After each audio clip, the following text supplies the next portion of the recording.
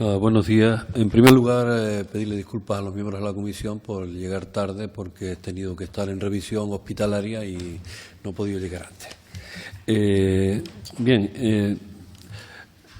Felicitar, yo creo que por este informe, a la Audiencia de Cuentas de Canarias, al señor Pacheco y a todo su equipo, porque esto nos aporta también una visión un poco más concreta de lo que ya se había analizado en tiempos anteriores, en la legislatura anterior, sobre que cierta inacción que hemos tenido en todas las instituciones canarias, cierta inacción respecto al asunto del cambio climático.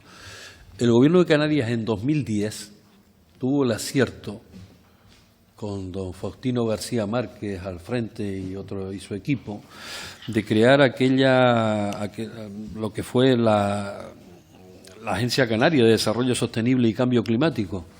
Pero es que desde entonces, durante muchos años, cuando ya se terminó con aquella agencia canaria y el señor Faustino García Márquez presentó la dimisión por contradicciones entre lo que se defendía en ella y lo que se hacía en el Gobierno, pues nos encontramos que esa página era lo único que había sido oficialmente sobre el asunto de cambio climático en las instituciones en Canarias, y durante años fue así. Yo a la señora Nieves Lady Barreto, a la que en la legislatura pasada fui bastante crítico con ella, le tengo que reconocer que fue autocrítica en unas declaraciones en el Parlamento sobre el tema de que había inacción generalizada en las instituciones y a nivel general en el tema del cambio climático. Y creo que esto nos lo corrobora, es decir, en el sentido de que en 2016, en este informe de 2017-2018, pues resulta que los cabildos en general, salvo excepciones concretas, como puede ser el de Gran Canaria o en el caso concreto del de La Gomera, en algunas cosas, porque tampoco ha sido como muy en profundidad, han avanzado algo más que el resto. El tímido avance en la cuestión del pacto de los alcaldes, que la gente en muchos casos se firmó, pero sin soporte, sin mucha credibilidad, que aquello fuera a tirar hacia adelante.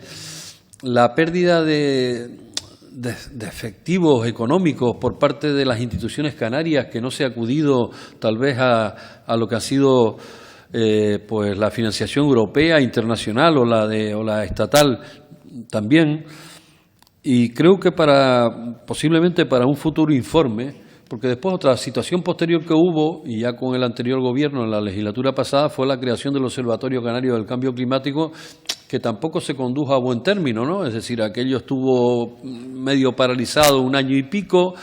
Después, en última instancia, se intentaron hacer algunas reuniones, hubo algunos equipos que aportaron algunas cuestiones, pero no significó una aportación importante para las instituciones canarias ni para nosotros concretamente también en este Parlamento, para poder hacer un seguimiento de control al Gobierno. Por tanto, posiblemente para un futuro informe, tal vez completando más cuestiones, porque claro, la visión sobre el tema del cambio climático también tendría que ser una visión más integral, que tiene que ver los efectos, o sea, porque cuando se ha atendido ha sido nada más que a acudir como bomberos a incendios, a inundaciones, etcétera. Y eso es lo que hay, protocolos y actuaciones en los cabildos, pero de prevención hacia el futuro no lo hay. Por tanto, posiblemente había que atender a ver cómo está la situación de movilidad en Canarias, el sistema productivo, que influye también mucho, el uso del suelo, el PIOT, que ahí lo reseña en varias ocasiones a lo largo del informe. Voy terminando. Y después la cuestión de la energía. La energía, los residuos, el ciclo del agua. Es decir, que todas esas cuestiones posiblemente tendrían que ser parte de un análisis más global para entender la adaptación al cambio climático. Muchas gracias.